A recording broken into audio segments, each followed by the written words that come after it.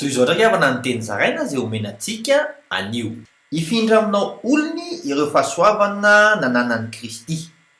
Ireo apôstôly dia nahita mivantana ny fahasoavana sy ny fahamarinana nataon'i Kristy. Araka ny voasoratra ao amin'ny filazantsara ny Jaona toko voalohany 7:20 amin'ny anaran'i Jesosy hoe ary ny teny dia tonga nofo kanonona tamintsika ary hitanay ny voninahiny dia ny voninahitra miendrika ho an'ilay tokana avy tamin'ny ray sady feno fahasoavana sy fahamarinana. Nahasoa ny fialany teto an-tany mba hifindra aminao indray izany.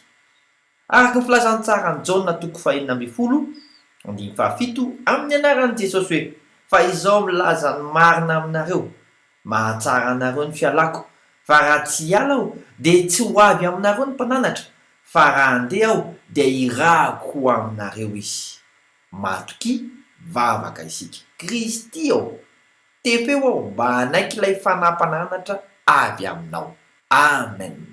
Mandra-piaona tompoko.